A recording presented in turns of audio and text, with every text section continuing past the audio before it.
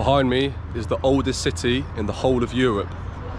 Inhabitance dates all the way back to the year 6000 BC, making this city over 8,000 years old. It's been ruled by many empires throughout history, including the Romans, the Byzantines and the Ottomans. It's a city that's been considered to be one of the best hidden gems in the whole of Europe, and it just so happens to have some of the best preserved Roman ruins in the world. Today we are out here in Plovdiv in Bulgaria. Let's go check it out. Before we explore the oldest city in Europe, I just wanted to ask, if you haven't already, please like and subscribe to the channel. It will really help my channel to grow and reach a wider audience. Let's go check out Plovdiv. So I'm currently at a spot called Nebet Tepe here in Plovdiv, and this is one of the main viewpoints of the city. And right here are ruins that date back thousands of years. So Nebet Tepe is an ancient settlement and fortress complex that was built by early Neolithic settlers. And the city of Plovdiv actually began as a prehistoric settlement on Nebet Tepe, making it one of the oldest continuously inhabited places in Europe. Ongoing excavations, notably from 2016 onwards, have uncovered new structures and defensive walls and insights into Byzantine and Ottoman periods. And placed all over Nebet Tepe are information boards about the history of this fortress. So this was the southern entrance to the enclosed trapezoidal space. I don't know how to say that word, but yeah, gives you a lot of information about each sector of the fortress, obviously written in Bulgarian and in English below. But yeah man, being in this fortress is honestly like stepping back in time. To think that this is 7,000 to 8,000 years old is crazy. And I believe Nebet Tepe itself was one of the earliest settlements of the whole city of Plovdiv. And today it's a very popular hangout spot. People who love watching the sunset and getting pictures for social media. It's a very popular spot for picture takers. Just here you have another lookout of Plovdiv. See some women taking photos, they don't want a photo bomb. Walking up towards Nebet Tepe, I walked through the old town, all these cobbled streets, and I don't know, the old town was just amazing. When I walk down, I'll show you it. I can't remember the name of the old town, it's got a specific name, I'll have to look it up. And Nebet Tepe was originally settled by the Thracians as part of the city Eumolpia. It was later fortified by the ancient leader Philip II of Macedon, and it was then later expanded by the Romans. And Nebet Tepe features huge stone walls, a Roman cistern, and apparently a lot of secret tunnels. I don't know if they're under me or if they're somewhere else, but a lot of secret tunnels here in Nebet Tepe. And I heard as recently as this year, in 2025, this fortress was restored and reopened to the public. So I wonder if there was a period where it was shut off to people to visit and potentially reopened recently. But if you've been where I am right now, let me know in the comments if you've been here recently, and you know, if it was closed, how long for, and how long it's been reopened for. Everyone walking the walls of the fortress. There's people up there, viewing platform up there. Everyone just soaking in the views of Plovdiv. And I think I've actually come at a good time, because I got to Plovdiv at about 7 o'clock, walked to my hostel, dropped my bag off, freshened up, and it just so happened to be the time when the sun was setting. So came here a really good time to take a picture and actually start the vlog, you know. But the Roman Empire had the most influence on Nebet Tepe, because the Romans transformed Nebet Tepe into the fortified Acropolis of Philippopolis. So when it was under the Roman Empire, Plovdiv used to be called Philippopolis, and when they ruled Plovdiv, they had the most influence over the ruins that you see all over the city, especially here at Nebet Tepe. The word Tepe originally comes from Turkish, which means hill, and obviously Nebet Tepe is on a hill, and it's a very popular viewing platform of Plovdiv, which I mentioned a minute ago. Well, it's getting a bit darker now, and it's getting a bit later, and I haven't had dinner. I'm starving.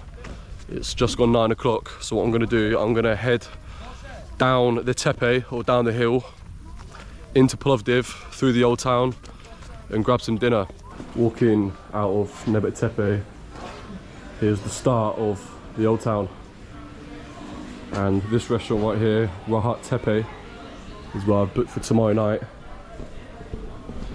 Get some good traditional Bulgarian cuisine apparently. And I've researched, and the old town is actually just called Plovdiv Old Town.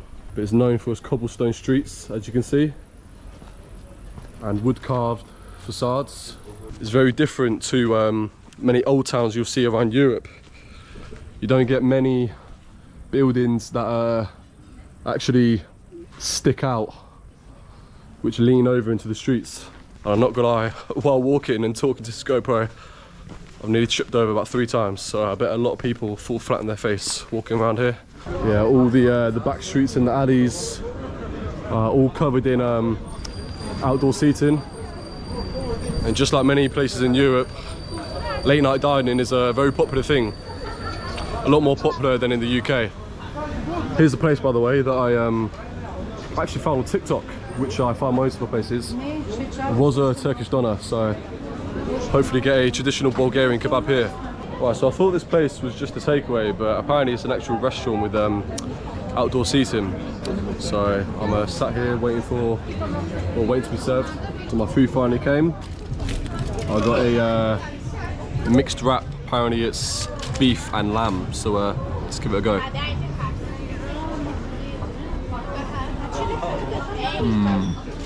There's some like Cajun in the wrap, with some salad as well. Some sauce in it as well, but I'm not too sure what it is, but really nice. It's literally falling out, but fuck it, tastes good. This is definitely the main street here in Plovdiv. There's a H&M just there, a bank, and a lot of like clothes shops, shoe shops. A lot of street performers here as well in Plovdiv. There's one guy over here. Maybe that's some sort of traditional clothing and music. Yeah, for YouTube, bro. I'm from England. England. Huh? What did he say? Inter. You're from Italy? Ah, di dove sei in Italia? Milano? Ah, okay, nice. Adios, ciao. Don't know why I said adios, it's Spanish. But yeah, a lot of street performers here in Plovdiv. An interesting statue here. Don't know if you can see very well, but it's of a man holding his ear.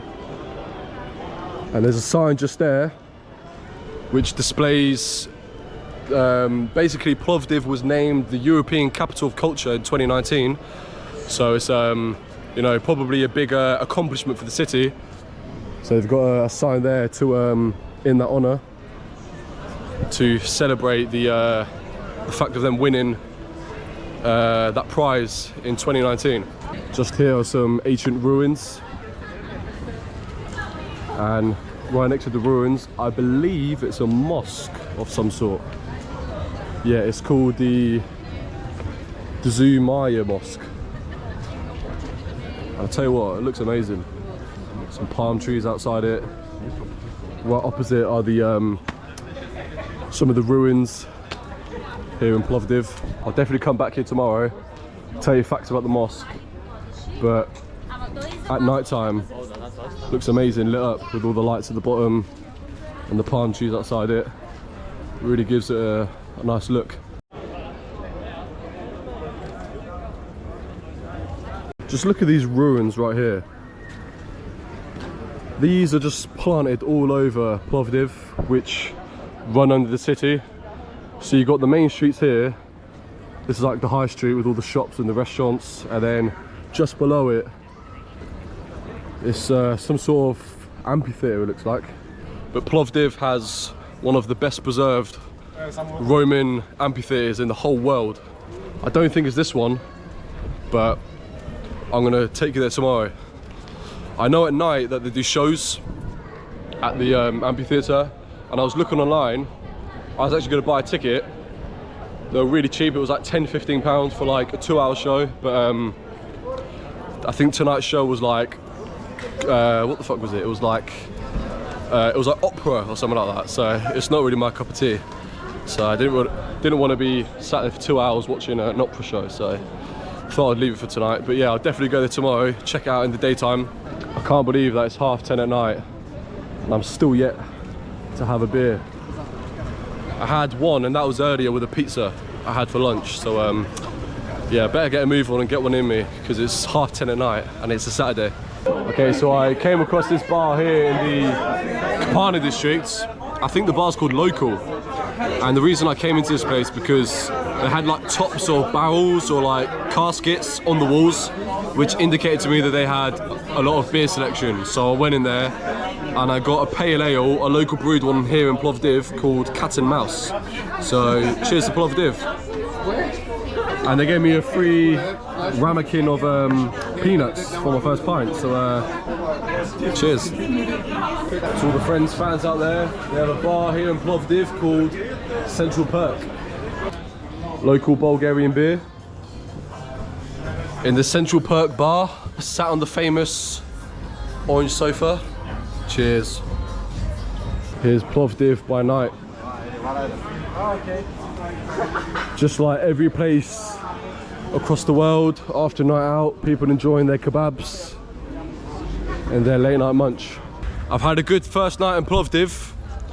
I actually met a couple of people in the Kapana district. I got talking to a couple of people, and yeah, had a decent night. But I'm feeling knackered. I've been up for nearly 24 hours now. I'm gonna go back to my hostel, get good sleep, and I'll see you guys tomorrow. Good morning, guys. Oh yeah, I think I stayed out a bit too late last night.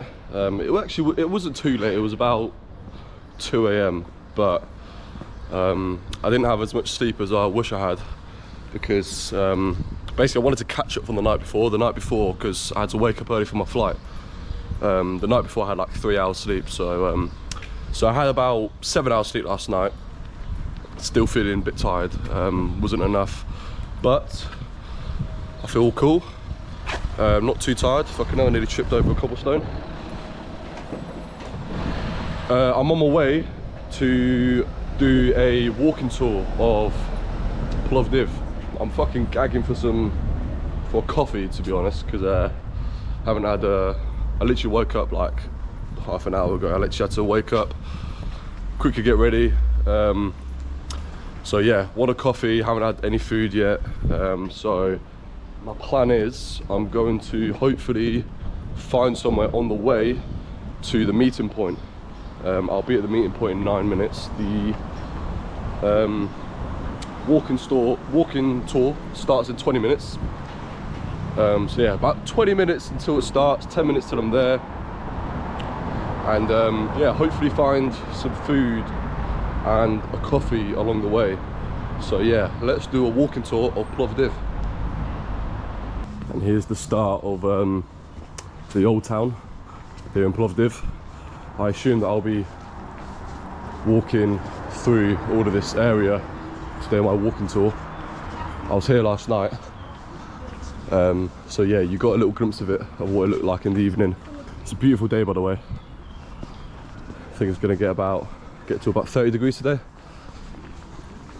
This place, there's nice coffee. I might see if they do takeaway coffee and get one for the road. Alright, so I managed to get myself an espresso. Well, I got 2 espressos actually. I already drank one, and I got this cookie thing. I don't know, I think it's a cookie, but yeah, just something to have, just a bit of food really, innit, that I need. So, yeah, a nice coffee to enjoy while strolling this beautiful old town here in Plovdiv. I'll wait for them to take the photo, I don't want to photobomb them. But yeah, really nice buildings. Cool little window building thing hanging off the wall here. And going down this road, windy cobble street, you have this amazing arch. Man, this is amazing. You know, I've only been in Plovdiv for less than 24 hours. I got here, you know, got here last night. And by looking at all these buildings and this old town, I can clearly see why it's, you know, a hidden gem in Europe. Not many people know about this place. You know, every person I told that I'm going to Plovdiv, they said, "Where the fuck's Plovdiv?" I didn't even know. I'd never heard of Plovdiv until this year, and I wanted to come here ever since I heard about the place. And absolutely beautiful. Just look at that. Hello. You okay? Yes, I'm fine. Good. Thank you. Yes, I am. Are you? Yes, excellent. Good. Have a nice day. This is the first one. This place, you know, the most important thing is the Roman road, which is completely original, and it is part of one of the main Roman roads, Via Militaris or Via Diagonalis. You know, basically the road for the troops. It led to nowadays Istanbul, so it was very often used. It is also considered to be the widest Roman road discovered in Bulgaria. So when was this area built? This exact spot we're in now? This exact spot, I'm not completely sure. I think around the 1st century. Yeah. It was the finances for it were from local people. Oh right. You know. The local people paid for it to be built. Yes. Oh, okay. Was it by the Romans? It is under the Roman from Empire. Roman times. The Roman times, yeah. Exactly. About that sort of time then, yeah. Okay, cool. And what's the name of this exact spot? Well, you know, back in the past, Yes. I'm not completely sure if But it like- was also Eastern Gate or something Oh, else. so now they call it Eastern Gate. That's the name of it. Yes. Oh, okay. This is the name of it. Oh, okay. Exactly. Interesting. This place for the Roman Eastern Gate here in Plovdiv. You know, Man, look at these ruins. So well preserved. These huge pillars. And you can see on the rocks here they have carvings of letters. I wonder if it's Latin or... Well, I mean, if it's from the Roman time, surely it is Latin. Pretty sure that's what they spoke then. Or was that Greek? I can't remember. But yeah, you know, 2,000 years old, all of this. Absolutely mental. And scattered across this Eastern Gate, I think that's what it's called. You have you know, information boards about this site here, and I assume that's what it used to look like. So this is the road. I think she said it led from here to Istanbul, and it's the widest Roman road in Bulgaria. And these pillars right in front of me would have been these pillars here. So yeah, it's just mad how, like, you know, just the grand scale of it really. And you can see, like, behind it all these ruins scattered across the ground. I think we're going to go to the next part of our walking tour now. So yeah, this was actually amazing. A great place to start the tour. A really cool church to my right. It's like a bell tower of some sort. I can see it's got the cross right at the top.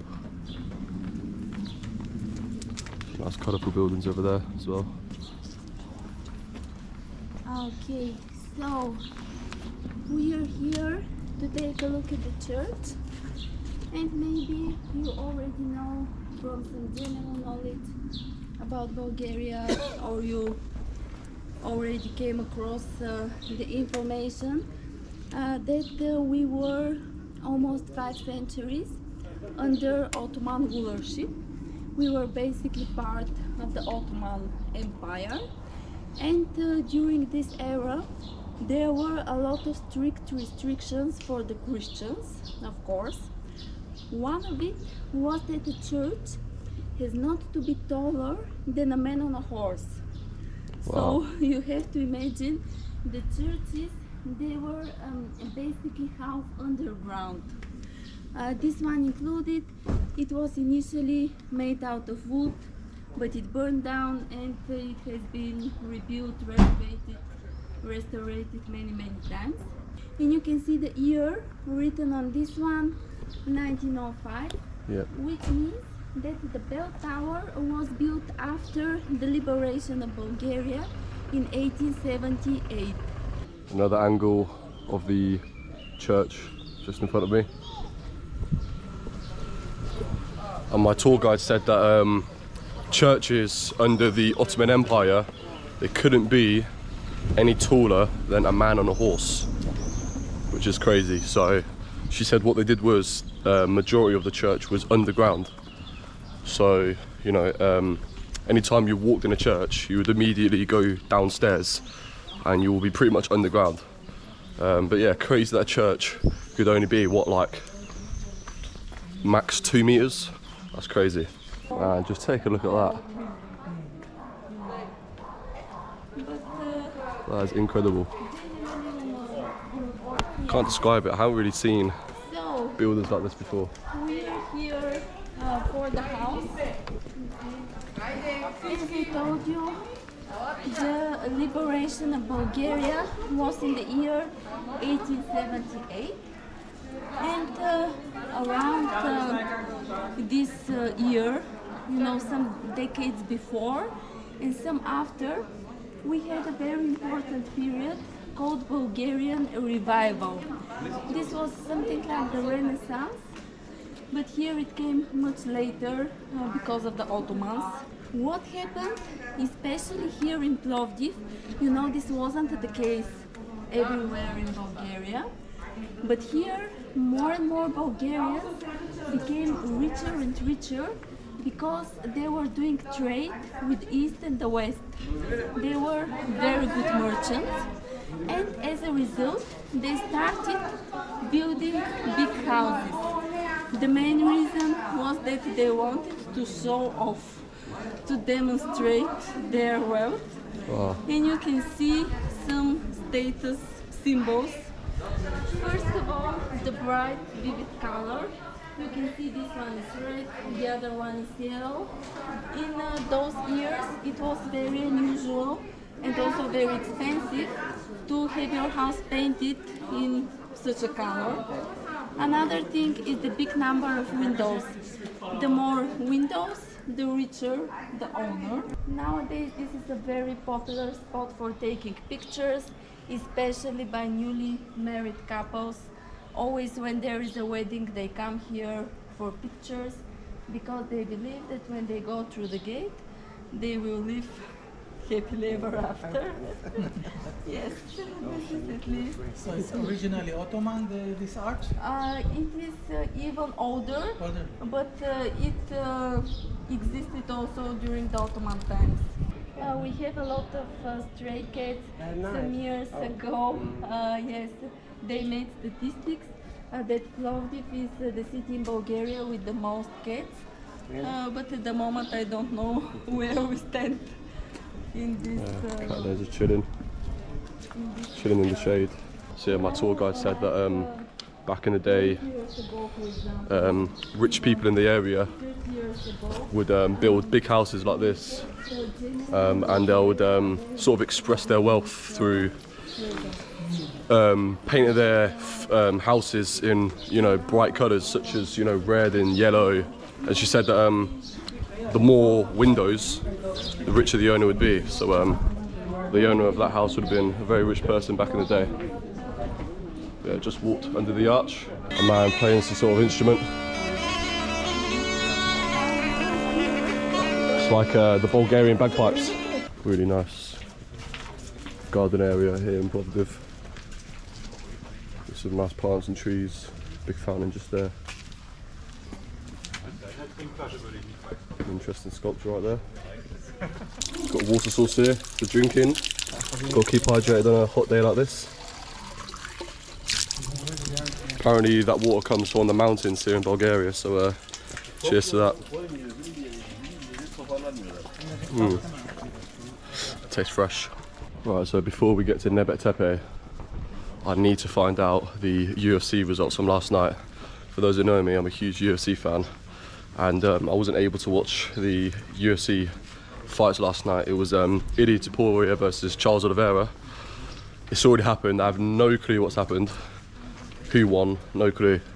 So before I check, I just want to say that my predictions are for Ilia Topuria to knock out Charles Oliveira or TKO him. Funnily enough, I had a dream last night about the UFC, and in my dream, Charles Oliveira submitted Ilia Topuria in the 5th round.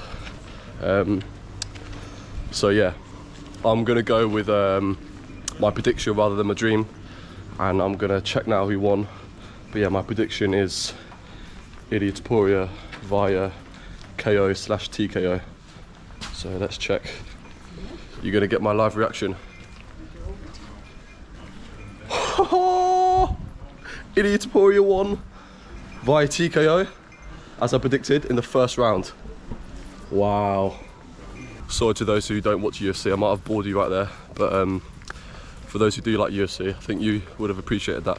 But here we are at Nebet Tepe, where we were last night. Just over there is where I started my vlog, and here you get to admire views of Plovdiv during the day. With the monument on top.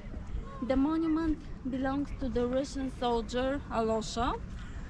You know, you have to always keep in mind that Bulgaria used to be a satellite country of the Soviet Union. We weren't part of the Soviet Union itself, but of course we had a communist regime and everything. Nowadays, as you can imagine, there are a lot of discussions. Should the monument stay or should it go, because of the politics.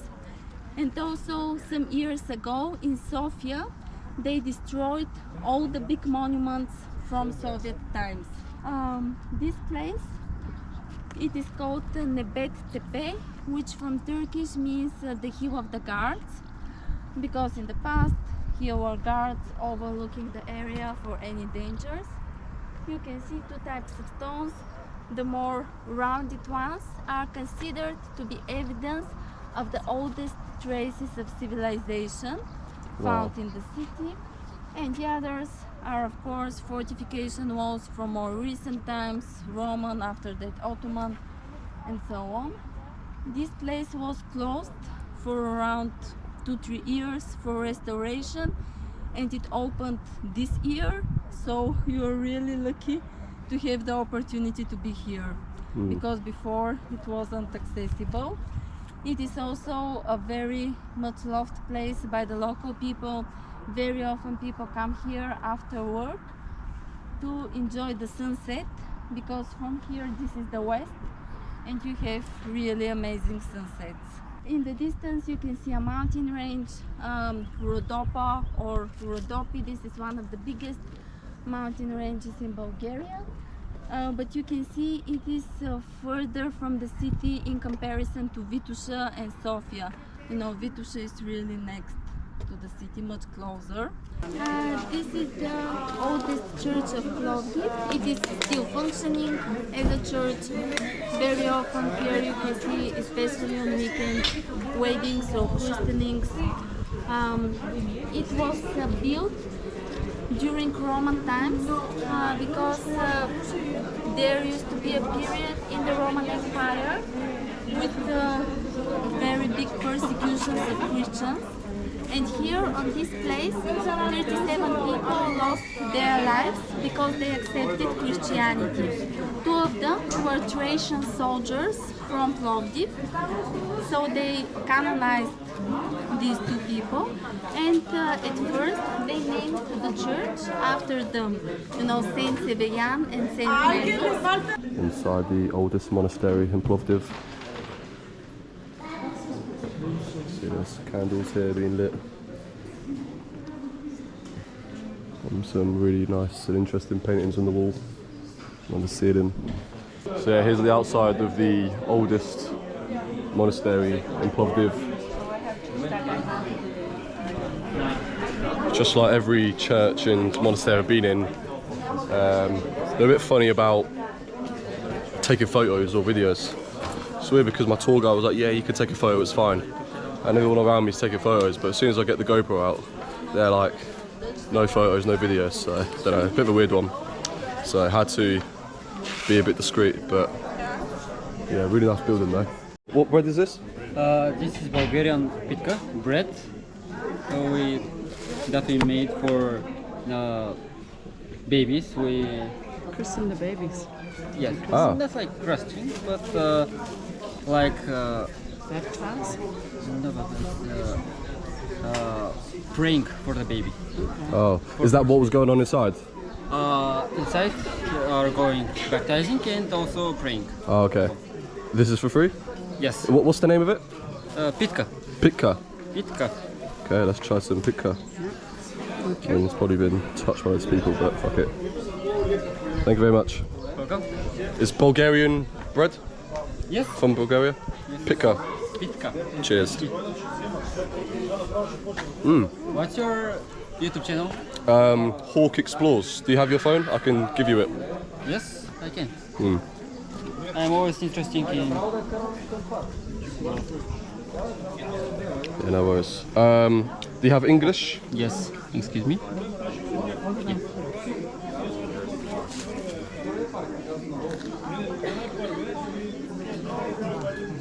Yeah, that's me. I subscribe for you, yeah? Yeah. you. You will see yourself in the video. Take your time walking around Yeah. Rhodope Mountain. Yeah. There are very beautiful places there. And it's summer, so you can go and check waterfalls and Yeah. some river hikes. Okay, cool. What's the name of it? Devin. Devin is one of the places. The other place is Smolan, Yeah. Devil's Road, Yeah. Devil's, not Devil's, Yagujin Cave. Yeah. Okay. You can go and check. Yeah, I'll check it out. But yeah, thank you very much. What's your name? Peter, Peter. Nice to meet you. I'm Adam. nice to meet you. Yeah, nice to meet you. Have a good day. Peter, we have to go. Very nice of him to give me some traditional Bulgarian bread. Pitka, I think it's what it was called. Yeah, it's quite nice. The streets here in the old town are very cobbly, if that's the right word. So you gotta, watch your step and have the right footwear when exploring the old town here in Plovdiv. But I personally think the cobble streets just adds a touch to the way it all looks, you've got the rocks and the stones on the ground, but you also have it on the walls. This wall just here as well. I'll tell you what, this old town, it's massive. So some old towns you go to around Europe, they're quite small, but I think we're still in the old town. But it's, well, yeah, we are, because it says there residents, old town residents. I don't know if you can see, but this building here kind of curves a bit. Definitely needs some TLC on the side of it. An interesting arch above that doorway as well. Man, these houses and buildings are incredible. Man, look at this. Some sort of church or monastery. And through here, I believe, is a viewing platform, which gives a view of the more modern side of the city. Check these views of Plovdiv. You can see for miles. You've got all of the city here, huge mountain range in the background, and this building right here is just incredible. So this church here apparently was only built last year, opening on the 6th of May 2024 to be exact. And this area was owned by the church, so beforehand it was closed off to the public. It was private property pretty much, but they built the church here, which is a really beautiful building by the way, and it offers amazing views of Plovdiv.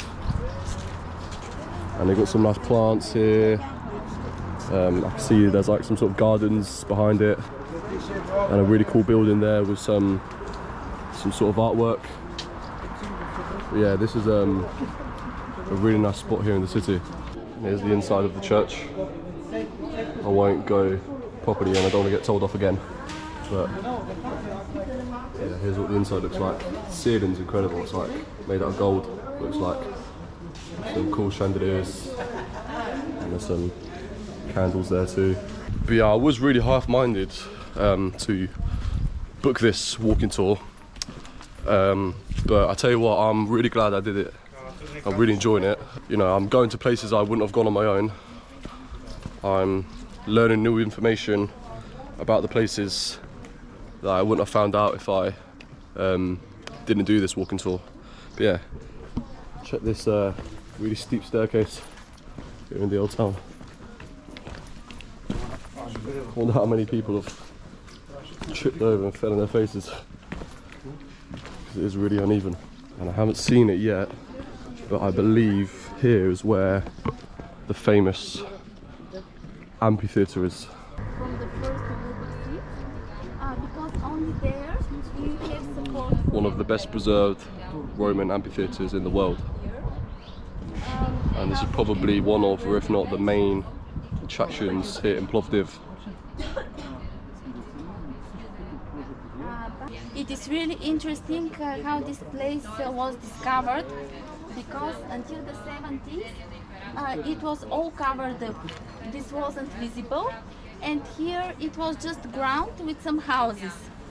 The story goes that a man started digging in his garden and he stumbled upon pieces of Roman marble. So he decided to report this to the local authorities.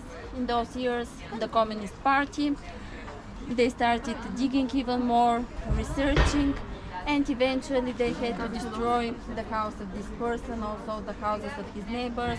They gave them apartments elsewhere.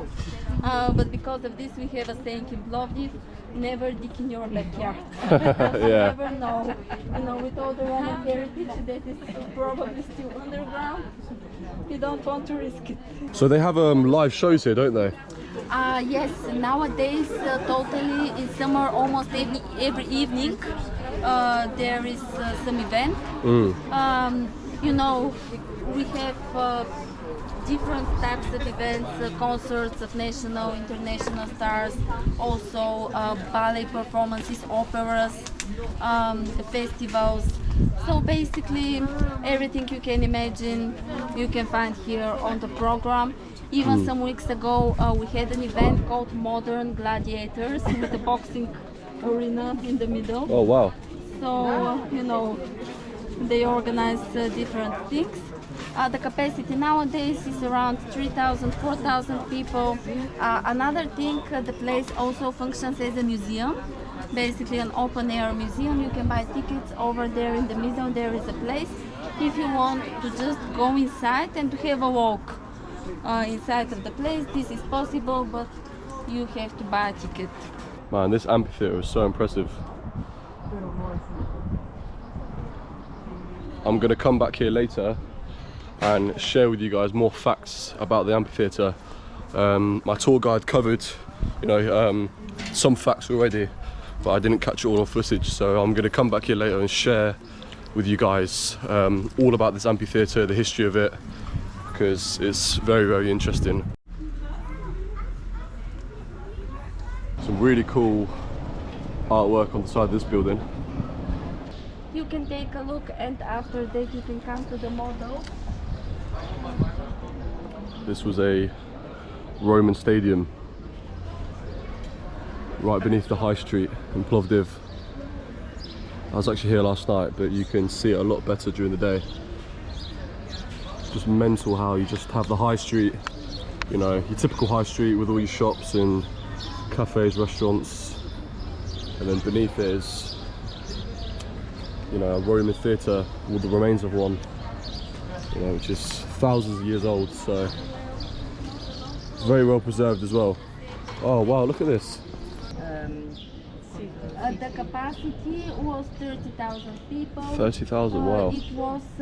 It is 240 meters long, 50 meters wide, It was built at the beginning of the 2nd century under Emperor Hadrian, and it was used mainly for sports games. Was it like chariot racing? Like also, but you know, like the modern Olympic Games, Yep. something similar disciplines. Also, the Thracians took part in a lot of the events because they were known to be very strong. yeah. So they participated. Looks more like horse racing. Of course, chariot races were very Yeah. common, but this wasn't the only thing. You know, they had Yeah. the various Various sports. Yeah. and disciplines. So It's like the you know the Circus Maximus in Rome. It's sort of like that. It looks like. Do you know yes. Circus Maximus? I heard about it, but you know, this Roman standard. Yeah. The buildings are similar, just the capacity Yep. is different. Right. Some cities are bigger, so also the buildings, the facilities are Bigger. Yep. And when the city is smaller, it's no need to have a Big very stadium, big yeah. stadium, because you will not have enough spectators. Yeah, that's true. Yes. Yeah, that's crazy. Look at this. This is what it would have looked like right here in the middle of Plovdiv. So that was the walking tour of Plovdiv. Tell you what, I really enjoyed that. I learned so much information that, as I said, I wouldn't have learned on my own. Went to places I wouldn't have gone on my own, or I wouldn't have even known about. So yeah, I always say this, but walking tours are just such like a good way of exploring a city. So yeah, really enjoyed that, and it was literally like 16 quid for 2 hours. So yeah, definitely worth your money. I think my plan now is I'm gonna get some lunch. I'm starving. I've literally had a cookie today, and that's it. So I'm on the main high street. I'll probably walk down here, grab a bite to eat, charge my GoPro, and then yeah, fuel up and explore more of Plovdiv. Just checking this out again. Man, this is amazing. See, there's like a tunnel at the bottom as well. Right next to the mosque, of course. This is where I was last night. It was all lit up and it looked really nice. But yeah, I'm gonna head down this high street again and yeah, get a bite to eat. Don't know what yet. Just anything that I stumbled across and I fancy. This high street here in Plovdiv is the longest high street in the whole of Europe, with it being over 2 kilometers long. Hello. I think he was saying hello to the GoPro. But yeah, longest high street here in Europe. Check this guy here. There's a street performer here of some sort. I'm gonna leave him a bit of money just so I can get on footage, because I don't want to start recording him and he get funny with me if I don't give him money. I'll give him literally like £1.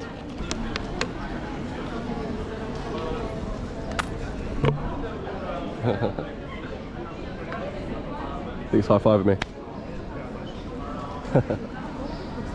I didn't record it, yeah, but I saw a bunch of kids. They looked like they were from like what they call the Roma community, and they'll just walk in the streets with like out any shoes or socks, just barefooted walking the streets, and all their clothes looked all fucking manky.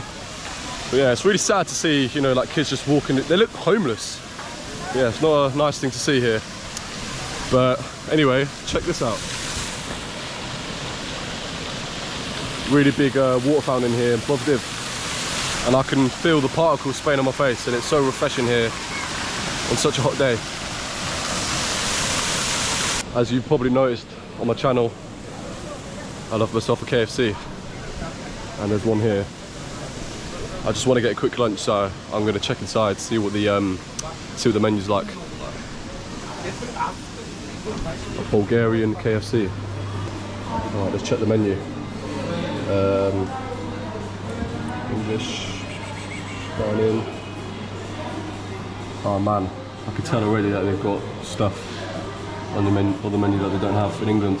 Okay, so these are all sort of stuff you would usually get. Not seen this before, the Poxmaster Zinger. They do like combo meals, so you get like normal chicken and wings if you want to. Yeah, not too sure yet what I'm gonna get, but I'll once I've ordered, I'll show you guys what I got. Alright, so I got this like a chicken burger of some sort. I'm gonna take some mayo out though, because it's dripping with mayo. Not the biggest fan of mayo either. But yeah, got an extra piece of chicken wings in there, and this all came to about £8, so definitely a couple quid cheaper than what you'd pay in England. Let's see what KFC in Bulgaria is like. Here's a piece of original chicken. Let's go.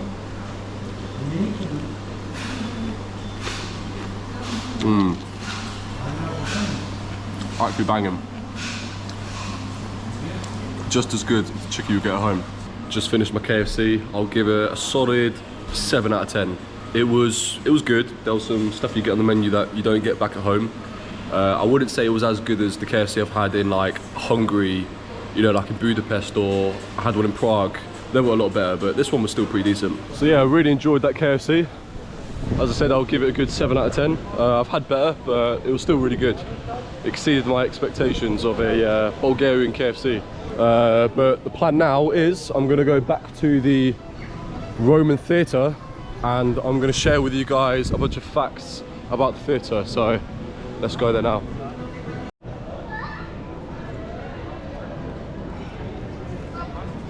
My tour guide was telling me earlier of a hill called Hill of the Liberators, I believe it's called.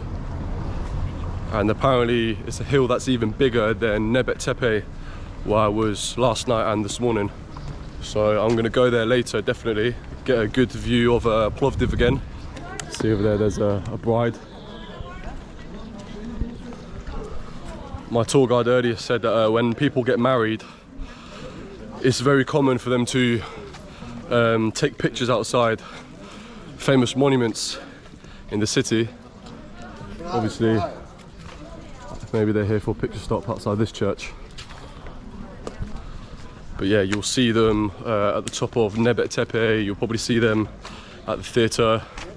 I saw yesterday when I was in Sofia, a couple who just got married taking a picture outside the Alexander Nevsky Cathedral. So yeah, it's very traditional to do that sort of thing here in Bulgaria.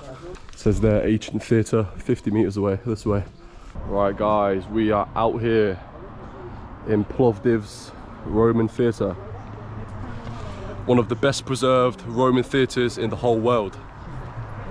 And man, it is massive. I'm gonna walk down the stairs and go to the bottom. Yeah, this is actually surreal. But I'm here, somewhere I've always wanted to come, and now I'm here. See that they've got light machines, which are for the shows that they host here near enough every night. And I think I said, but I was actually looking into buying a ticket to a show last night, but it was like some opera show, and you know, opera is not really my thing, so I didn't bother. I didn't want to pay however much it was and just, you know, be bored. But I'd much rather do this, buy a ticket and pretty much have it all to myself, it feels like. And it's 7 lev to come into the theatre, but it's only 3 lev for students. So 3 lev is like £1.50. And I said to the lady, oh, I'm a student, but I don't have, like, you know, proof with me. And she's like, oh yeah, that's fine, just pay 3 lev. So, you know, perks of looking young. But man, this is amazing. I actually can't believe that there's no one else here. You would think, with it being such a big and popular tourist attraction, there'll be people everywhere doing the same thing that I'm doing. But a lot of them are just at the top there, chilling, having a drink and observing it from the top. You can see as well how narrow and steep the stairs are. Fuck me, this is gonna be hard. Whoa. It's literally, this fucking step is half the size of my shoe. Man, this is crazy. Out here in Plovdiv's Roman theatre. Got an incredible view of the rest of Plovdiv behind it. I think I'm allowed right to the bottom. Not sure about the stage. And here they have sort of pads what you can either sit on or maybe rest your back on, because obviously they have shows at night and I can imagine sitting on concrete for 2+ hours might be pretty uncomfortable. See, there's a guy there on the stage, probably getting ready for a one-man show. Me being the only person in the audience. Hello! So this theatre was constructed during the reign of Emperor Domitian, or Domitian. Not too sure exactly how to pronounce his name, but obviously that was under the Roman Empire, and it was built in the 1st century AD, during the years 81 AD to 96 AD to be exact. And as I said, it's one of the best preserved Roman theatres in the whole world. And my tour guide earlier was saying how there are some sort of evidence to suggest that gladiator fighting happened in this theatre, although the evidence isn't too strong to say 100% that it happened here, but there are some evidence to suggest that gladiator fighting happened here in this theatre. But knowing the Romans, they were some crazy people, so I wouldn't be surprised if there was some gladiator fighting here. Maybe gladiators fighting with animals, and you know, animals fighting other animals, just like they had in the Colosseum in Italy. And the theatre originally held up to 6,000 spectators, with there being 28 rows of marble seats. And yeah, as I said, maybe it was used for gladiator fighting, but it was most likely used for theatrical performances, music, poetry, and maybe some important meetings with the leaders of the empire. And you can't see it, but behind the stage lies a vaulted passageway that once connected different parts of the city of Plovdiv together. It just baffles me how it went for centuries undiscovered, you know, like weren't there any sort of documents or proof that the Romans built this in the 1st century AD? But my tour guide said something along the lines of that after that Plovdiv was ruled by the Romans, it was then obviously you know, ruled by the Ottomans and you know, other empires, that they kind of went away from Roman beliefs. So they didn't really believe what the Romans maybe said about them building this theatre, and they didn't bother, you know, excavating or anything like that. But obviously it was just hidden under the earth, and it was, you know, rebuilt over. So the city evolved and expanded over it, with the Ottoman era and modern buildings gradually covering up the ancient ruins. But before its discovery, there were no visible signs above the ground that such a structure existed here. But by the late 70s, the theatre was restored and reopened to the public, both as a tourist site and a live performance venue.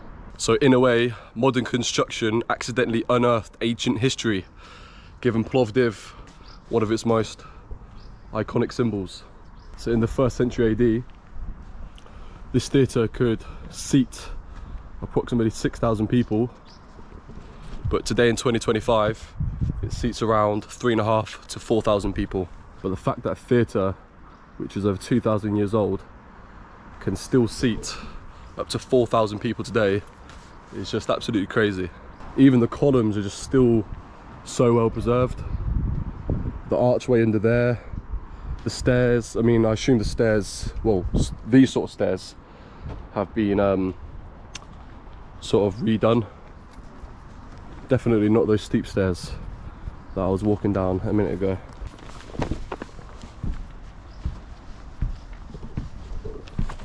We are actually out here in Plovdiv's Roman theatre. I've got the whole stage to myself, and I'm walking around the exact same spot as, you know, possibly gladiator fights and you know, such important events in the back in the Roman times. It's actually crazy that I'm right in the centre of one of the best preserved Roman theatres in the whole world. Looks like you can go under here. Fuck, I'm gonna go inside. I'm not sure if you're allowed to, but I'm gonna do it anyway. Can't see very well, but Looks like they just keep a lot of sort of the stage equipment behind here in these boxes. I think it's like maybe speakers or, you know, lights, some sort of props for the shows that they do here. Actually crazy though, like actually under Plovdiv's famous Roman theatre. Such a cool experience. There's a piano right there. And this is the back of the theatre.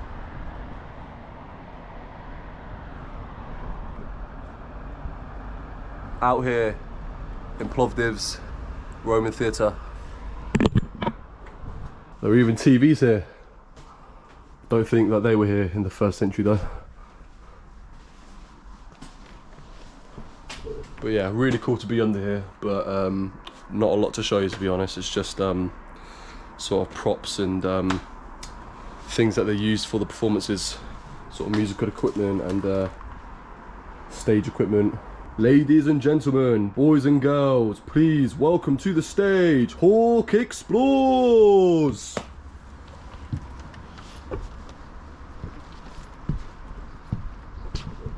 Thank you, thank you, thank you.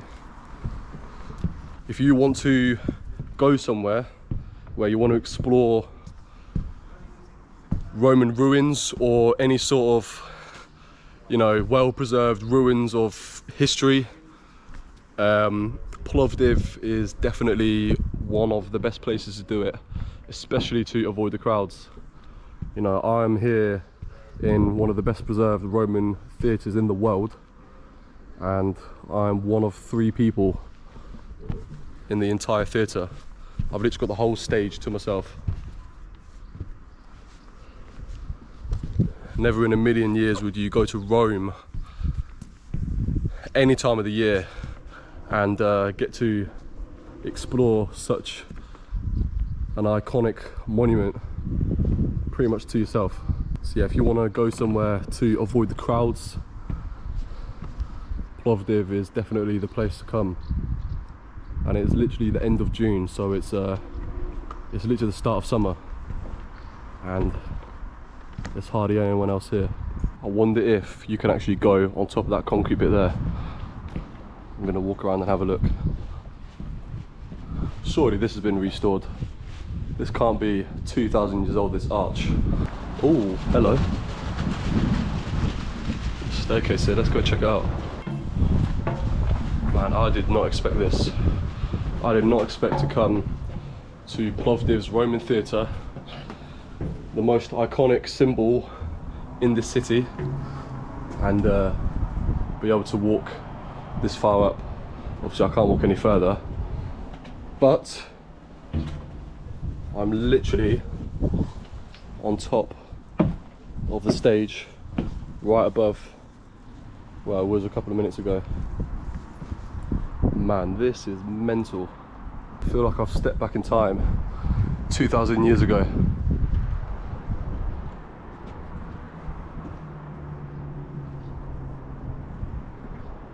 Out here in Plovdiv's Roman theatre. So to put it into context, I paid 3 lev to get in here.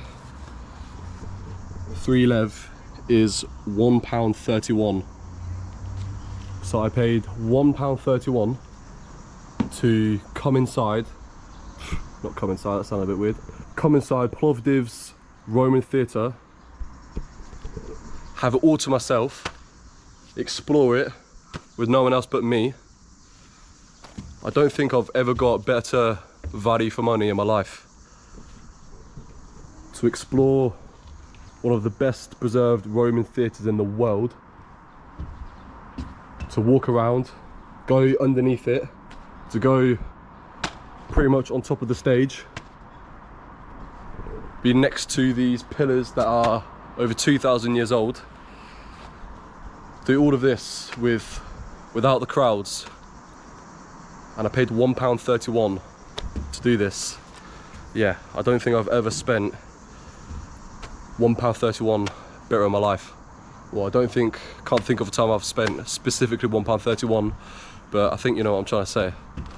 I don't think I've ever got better value for money in my entire life. Man, this has probably got to be one of the coolest things I've ever done. As I said, to be sat here on my own with no crowds, pay £1.31 to literally sit on one of the best preserved Roman theatres in the world. The pillars right next to me.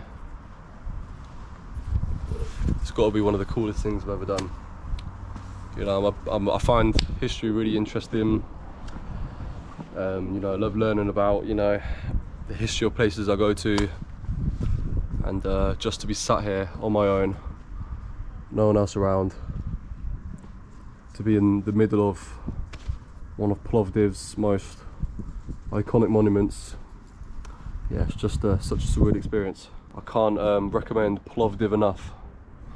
And as I said, not many people have heard of this place, but it's got some of the best preserved Roman ruins in the whole world, and it's literally the oldest city in Europe. So yeah, definitely come to Plovdiv here in Bulgaria if you haven't already.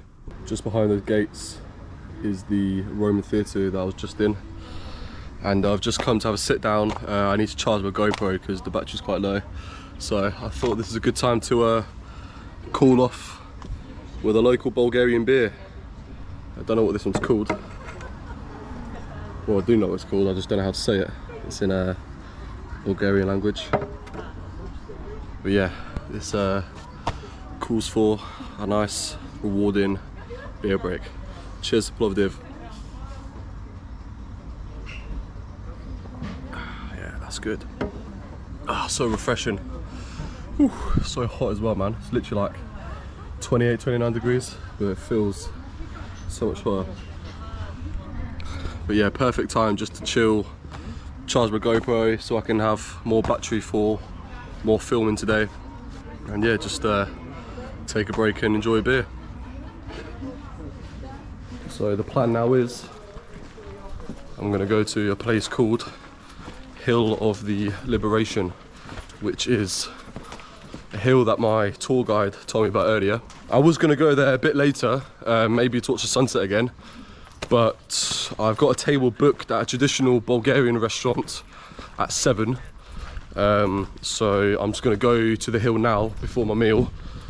So yeah, check out the hill, and then probably just before 7, so it's about 4:30 now, just before 7, I'm gonna come back to the old town where the restaurant is and explore the old town and then go to the restaurant. So yeah, now we're gonna go to Hill of the Liberation. Yeah, so Plovdiv used to be called Philippopolis during the Roman Empire, and it was named after Philip II of Macedon, who was the ruler at the time. And Philip II of Macedon was the father of Alexander the Great. And Plovdiv is the second largest city in Bulgaria, the first being Sofia, which is the capital. And as I mentioned yesterday, Plovdiv was named the European Capital of Culture in 2019. Yeah, some local Bulgarian babushkas chilling, enjoying this lovely day in Plovdiv.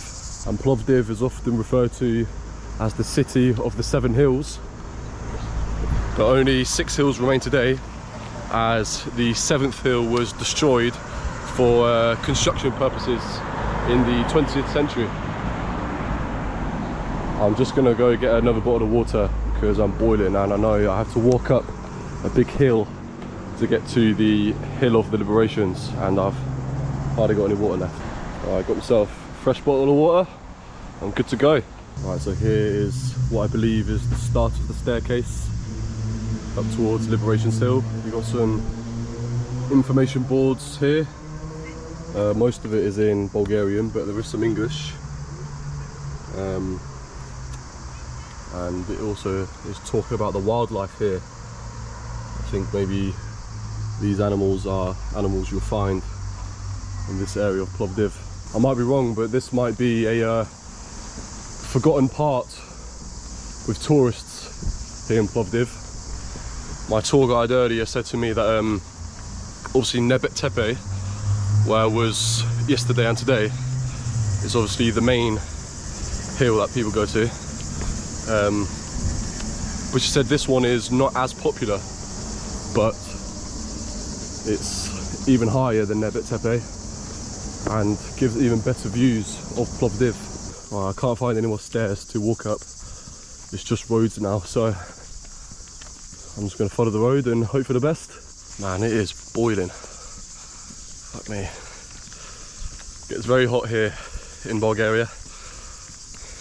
We're not far at all from Greece, actually, because Plovdiv is in the south of Bulgaria, and I think if you were to drive from Plovdiv to the Greek border, it would take about 2 hours, maybe 2 to 3 hours. So yeah, it's quite far down south in Europe.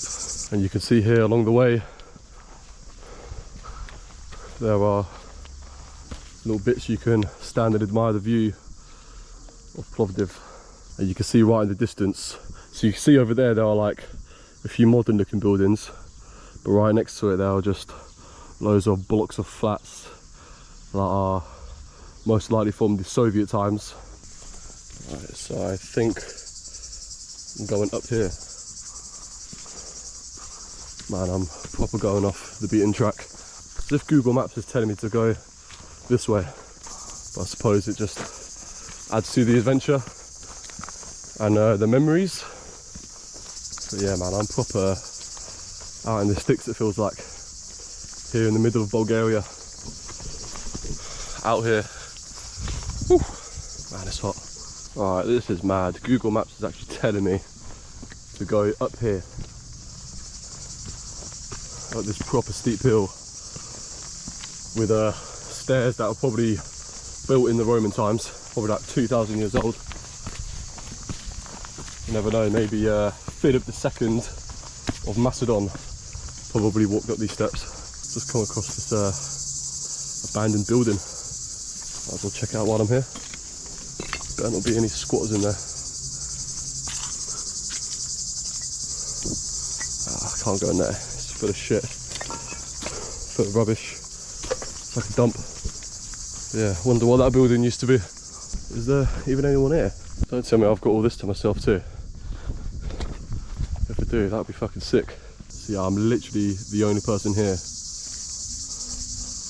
Just like when I was at Plovdiv's Roman Theatre.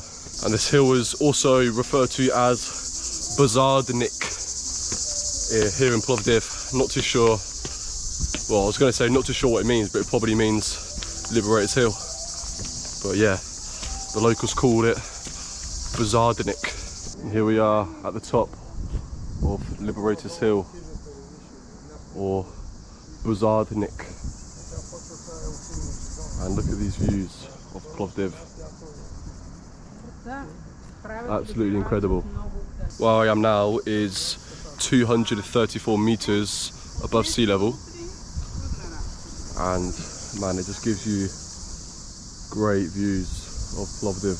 And right over there is Nebet Tepe, where I was earlier and last night. But its historic name, Bunardazik, comes from the Ottoman Turkish language meaning well, and it's referring to the springs on the slope. But this place was renamed Liberator's Hill in the mid 1930s. It was constructed in 1881, and it was the first monument in Bulgaria commemorating the Russo/Turkish war. This monument is called Alyosha, which is the monument to the unknown Soviet soldier, and it's an 11-meter reinforced concrete statue of a Soviet soldier holding a PPSH-41 submachine gun, which points to the ground. And the monument was built between 1954 and 1957, and it was unveiled on the 5th of November in 1957. So the total height of this structure, including the soldier and the pedestal that the soldier is standing on, is just over 17 meters tall. But it looks and feels a lot taller than it is. But yeah, 17 meters, that's still quite big. I can hear some live music coming from down there. Not sure if there's some sort of music show going on, or maybe just like a street performer or something. And the hill is a focal point for Liberation Day celebrations, and it draws hundreds of locals to pay their respect. And Liberation Day celebrations are held every year on the 3rd of March, and the 3rd of March is my mum's birthday. So I think my plan now is, well, I've got about an hour until my meal. So yeah, it takes about half an hour to walk there, I believe. So I'm just going to take a slow walk there, and then I'll most likely get to the old town 20-30 minutes before the meal, because the restaurant's in the old town. And yeah, I'll just explore the old town, get lost in the streets, share with you guys a couple of facts about the old town, and yeah, just take it all in really. I am definitely not going back the way that I came up. I'm going to take the more popular route. So yeah, as I said, I'm gonna just take a slow walk towards the old town where the restaurant is. Unfortunately, so that the angle's a bit weird, but my GoPro is actually on charge. I'm gonna have to guess where it is. Well, guess my way there. I'm basically just gonna follow the way I came here, you know.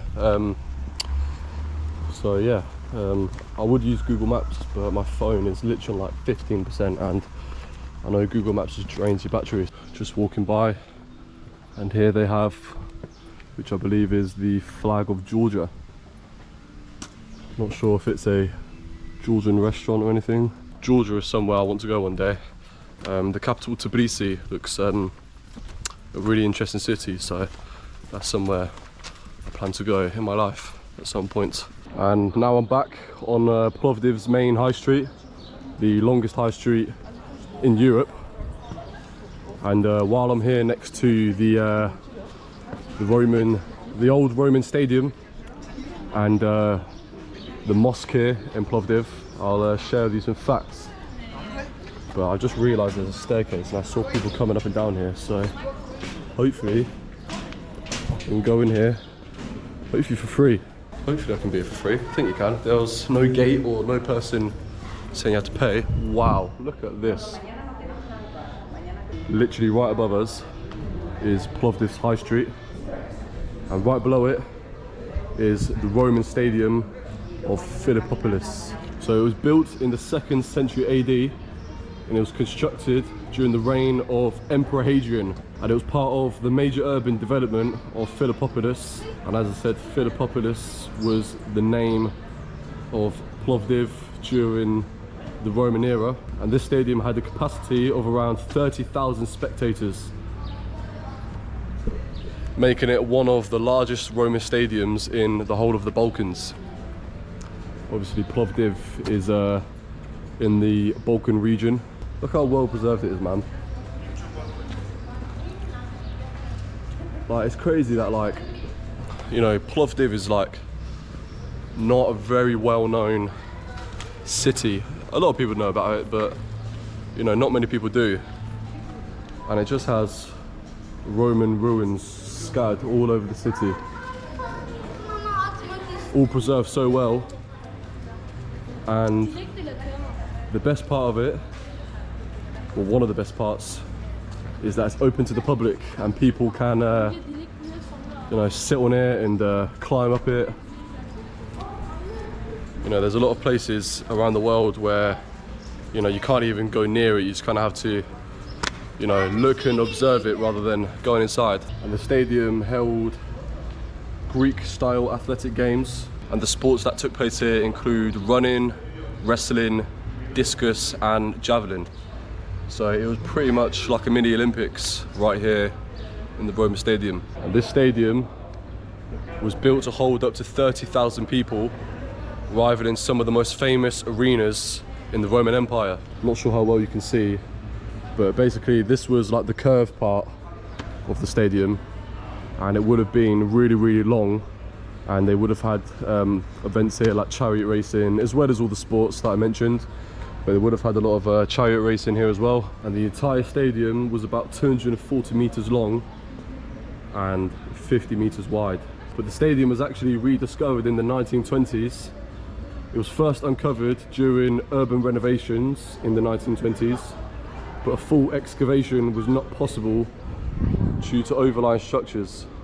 But in the 1970s and later in the 21st century, partial excavations exposed more of the northern section and adjacent vaults. And the stadium is part of the UNESCO tentative list as a cultural site and the Plovdiv's broader Roman heritage. But nowadays, it occasionally hosts cultural performances, live music, and multimedia exhibitions.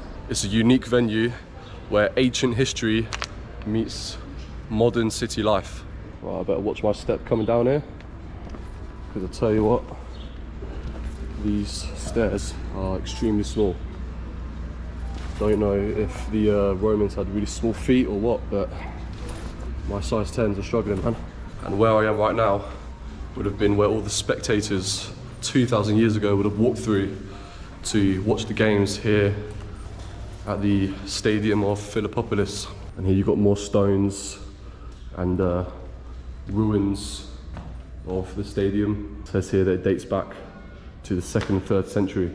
No word of a lie, there's a group of about 4 or 5 kids. One of them had no shoes on and he was literally smoking a cigarette. He looked no older than 8 years old. I'm not even joking. Literally an 8-year-old little boy walking the streets of Plovdiv with no shoes, just with a fag in his mouth. That is fucking mental. We have some cool artwork here in this underpass in Plovdiv. A painting of a lion in front of the Bulgarian flag. At the start of the old town again. Here is where I got my coffee and my cookie this morning for my breakfast. I think after my meal I'm gonna walk off my food and get lost in the old town here in Plovdiv. And it was all around here. I was walking with my tour group this morning. Here it is, Nebet Tepe. Let's see what this place is like. So here's the restaurant, Nebet Tepe. I just have to be a bit careful because there's music playing and don't want to get a copyright strike. They have amazing views of Plovdiv from the restaurant, and yeah, hopefully get some good Bulgarian cuisine, as I said. So I got myself the house beer, and I think the guy said it's just called the Hat. So let's see what it's like. Cheers to Plovdiv. That's really good, really nice, proper refreshing. He said it's like a mix of light beer and dark beer. So here are the ribs that I ordered. They are pork ribs. Here I've got some garlic and barbecue dip. And let's give these suckers a go. A bit awkward to get on. Here we are. Let's see what it's like. Ah! Fucking hot. Mmm. So good. I'm gonna try some without the sauce.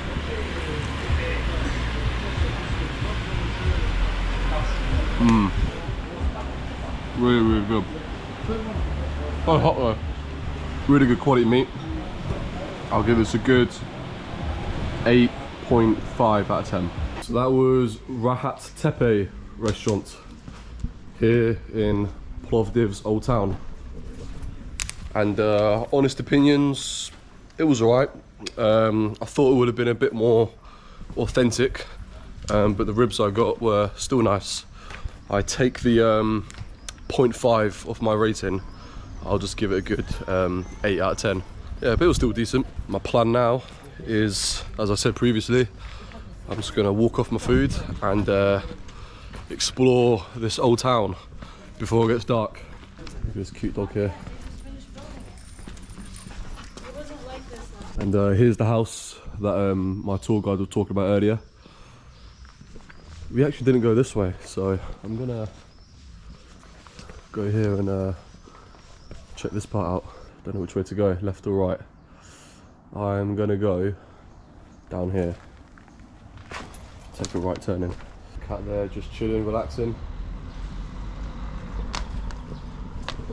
And apparently Plovdiv has the most stray cats in the whole of Bulgaria.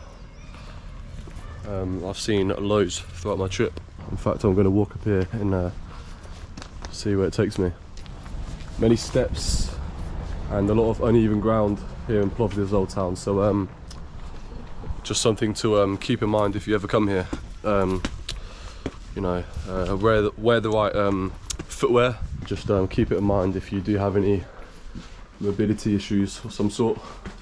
Wow, look at this. This is probably the windiest and narrowest street that I've walked down yet. I think I'm approaching the street where I was earlier with my tour group. You have some sort of ruins. Yeah, the arch is just up there, and I was here earlier looking at that church right there. That would have been built after the Ottoman Empire, because as my tour guide told me earlier, churches, because the Ottoman Empire was a Muslim empire, I think the main religion was Islam, and churches back then, as I said earlier, couldn't be higher than a man on a horse. So a lot of the churches were, most of the building was underground. But yeah, loads of bright colours again on these buildings, and these colours would have expressed the owner's wealth. So the owners of the house would have painted their houses in, you know, big bright colours, and that would have yeah, as I said, expressed their wealth and shown off how rich they were. Feels like I've got the whole old town to myself. There's hardly anyone around, away from all the crowds, all the tourists, and even the locals. Even more interesting buildings that kind of overhang into the streets. And I tell you what, I've literally nearly tripped over about 10 times in the past minute. These streets, these cobble streets really catch you off guard. There's definitely been people who just fucking fall flat on their face. Look at this building here with all the sort of the wooden shutters on the windows. Getting very windy and narrow now. Another angle of your typical streets here in Plovdiv's old town. So that's the flag of Bulgaria. That's the European Union flag. And this flag right here is the flag of Plovdiv. We saying pussy? Just chilling? Nice, me too. Man, I keep saying it, but these buildings are incredible. Over there it says 1840, so that would have been the date of when this house was built. So if I were to do quick math, it is 185 years old. Considering it's 185 years old, it's in really good condition, but I'm sure it's had some work done to it over the years, but nevertheless it still looks great. Decisions, left or right? I'm going to take a left this time. Throughout the centuries, Plovdiv's old town has hosted Bulgarians, Armenians, Greeks, Turks and Jews, and this mix is reflected in the architecture, the religious buildings and the urban layout. This building here is a hotel, the Philippopolis family hotel here in Plovdiv's old town. The old cobblestone streets here in Plovdiv's old town curve and wind unpredictably, but that was intentionally designed for defensive purposes. Where the hell is everyone? You know, this is like probably one of the best old towns I've ever explored, and there's no one around.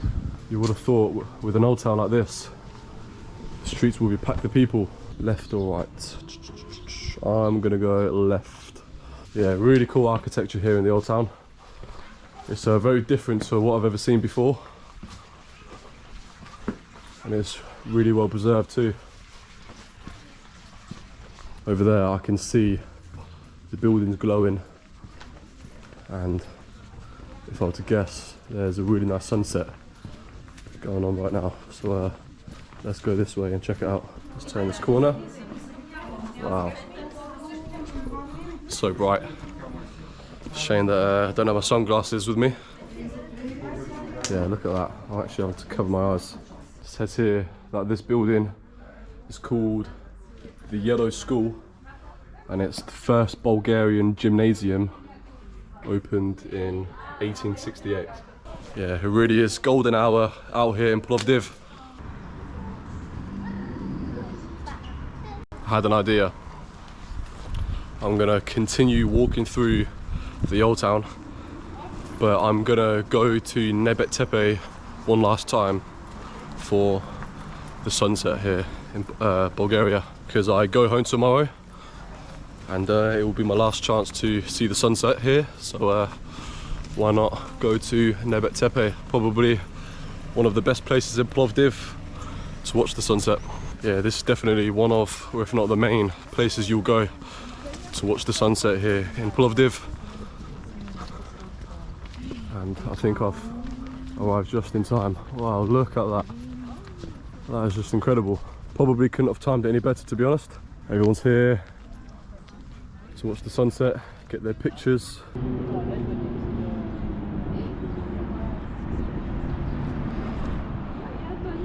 Probably one of the best, or if not the best sunsets you'll see here in Plovdiv.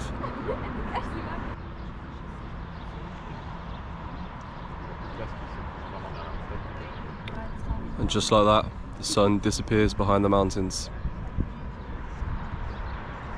Nebet Tepe has got to be one of the best preserved ancient ruins I've ever seen. Crazy to think that near enough the earliest ever settlements in the whole of Europe settled right here.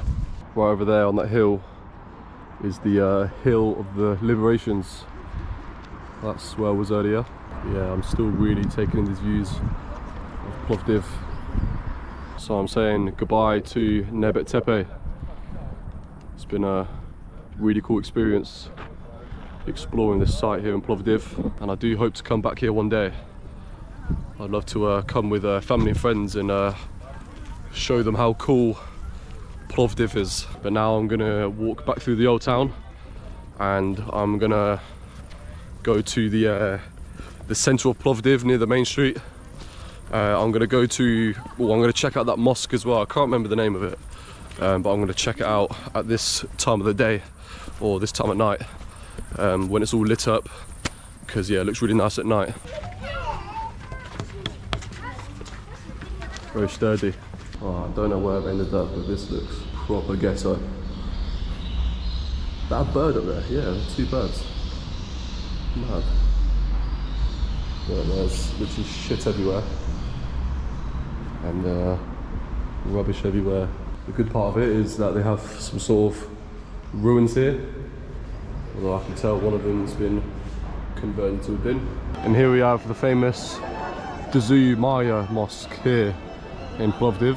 It was built shortly after the Ottoman conquest of Plovdiv in 1363 to 1364, and it was on the site of a former St. Petka Tarnowska Cathedral. So when the Ottomans came into power, they converted what was a cathedral into the mosque it is today. And it's among the largest and oldest Ottoman mosques here in the Balkans, and it's a rare multi-dome mosque with 9 domes in total. And it's recognised as a National Cultural Monument, and it's among the 4 oldest buildings in Plovdiv still in original use. And I tell you what, I have to say that it's probably one of the nicest buildings here in Plovdiv, especially at night time when it's lit up and you have the palm trees outside it. My plan now is I'm gonna find a souvenir shop and get some fridge magnets before it's too late, because it's 10 o'clock at night and I can see someone behind me doing some shit. And yeah, it's 10 o'clock at night and shops are possibly going to close soon. So yeah, definitely grab a fridge magnet before it gets too late. Man, how haven't I come across this yet? Even more Roman ruins here in Plovdiv. You can go down and explore, so let's go and do it. Honestly feels like I'm in the Roman Forum in Rome. But no, we're here in Plovdiv in Bulgaria. If you want to get a taste of Roman architecture without the crowds, definitely come to Plovdiv. It's just crazy that you can just walk around, you know, free of charge, just take in these the history that surrounds you.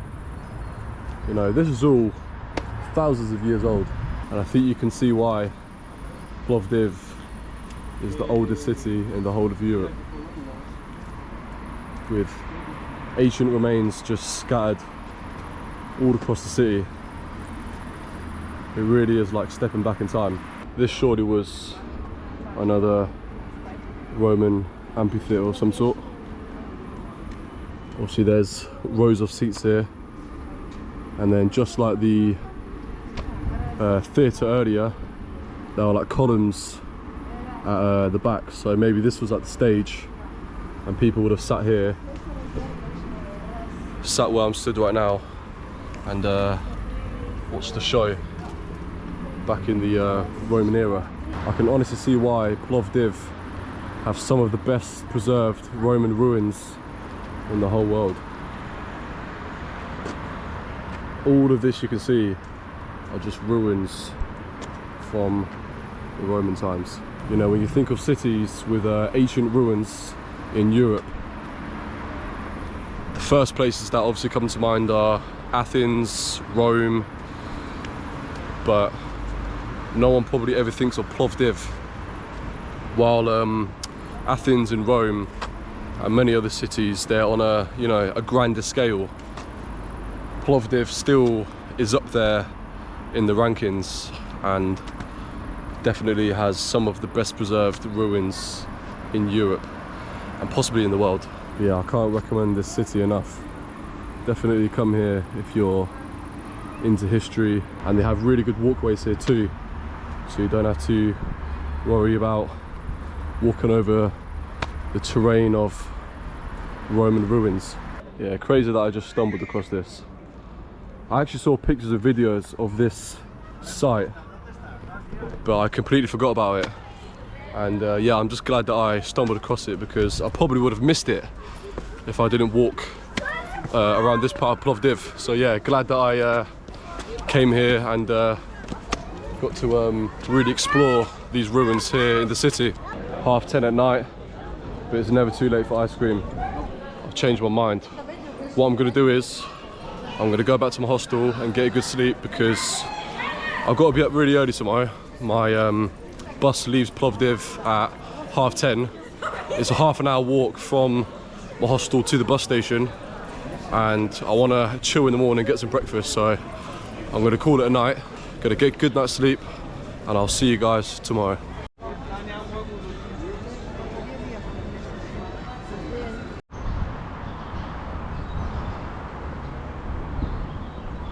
Good morning, guys. It's my last day here in Plovdiv. In fact, I've got about an hour until I have to leave. So I'm outside the cafe where I was yesterday, and I'm gonna get one last coffee here in the old town. Unfortunately, that cafe's closed on Mondays. So what I'm gonna do is I'm gonna go back towards my hostel, get a coffee around there, which actually works out alright because I need to grab my bag anyway. So at least I'm like near my hostel, so I can have a coffee, grab my bag, and then go to the bus station where I'll be leaving Plovdiv. So I found this cool little corner side coffee shop. Got myself a double espresso and another cookie. Some little friends want to join me. If you like cookie. Do you like cookie, mate? Yeah, they do. Finally managed to get myself a fridge magnet here in Plovdiv, and this one is of the iconic Roman theatre. Right guys, unfortunately our time here in Plovdiv has come to an end. I really hope that you've enjoyed exploring Europe's oldest city with me. If you haven't already, please hit the like and subscribe buttons. Thanks for watching my videos, and I'm going to see you all on our next adventure together. Till next time.